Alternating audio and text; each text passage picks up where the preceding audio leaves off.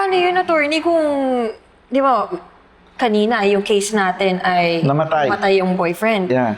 Pero this time, yung nagsama sila, pero hindi namatay yung boyfriend, umalis lang. Nagsama sila sa condo, nakapangalan yung condo, yung kontrata ng condo doon sa lalaki. Doon sa boyfriend? Sa boyfriend. Okay. Tapos iniwan niya tong girlfriend niya. At eto namang girlfriend niya ay nag-iisa lang. Paano yun? Paano yung sa kontrata, attorney? Yun nga, no? So, yan kaya moral lesson sa ating mga kababayan, sa ating mga kabataan. Kailangan lahat ng mga bagay nakadokumento para in the event na maghiwalay kayo, meron kayong panghahawakan. So, pero dito, Steph, sa tanong mo, umalis yung guy, so syempre yung monthly rent, di ba? Oh, assuming yung girlfriend ay itinuloy niya yung pag-upa, well, obligasyon niya na bayaran talaga yun. Kasi bakit? Kasi nakikinabang na po yung girlfriend na naiwan. Kumbaga, sige, alis ka dyan, ako na lang magbabayad, obligasyon mo yun. Hindi mo na kailangan singilin yung lalaki. Pero yung scenario kung saan ang pakiusap ng girlfriend na iniwan ng boyfriend ay, Mr. Lessor, Miss Lessor, pwede ko bang bigyan mo ako ng konting panahon para mailabas ko yung mga gamit ko.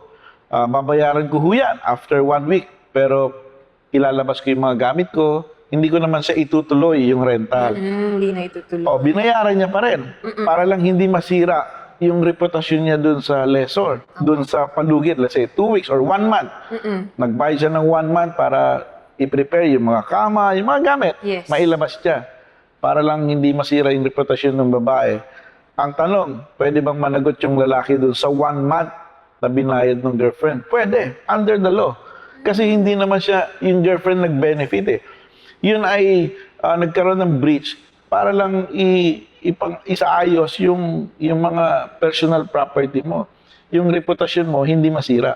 Kaya ka obligado nagbigay ng 1 month na palugit. So, pwedeng singilin ng girlfriend yung boyfriend for reimbursement dun sa 1 month na binayad niya. Kasi, in the way, hindi naman siya umalis na umalis na naman siya eh. So, yun lang, yung period na yun. So, there lies the difference. Pero pag nagstay yung girlfriend, bayad, sige, sagot mo. Pero pag humingi ng palugit, 1 month, may binayad na lessor for extension, para lang mailabas maihakot yung mga gamit, hindi masira yung reputasyon ng girlfriend, may pananagutan yung boyfriend. Pwede mong habulin. So, yun. So, yun ang mga senaryo minsan ng mga, Yung mga modern day na situations ngayon na fini-face na ang ating mga kabataan sa totoo lang, because marami din akong kilalang ganyan ang mga sitwasyon. At maraming salamat, attorney. Nalaman ko yun, unjust enrichment, yung mga pananagot nung guy. Malinaw na siya.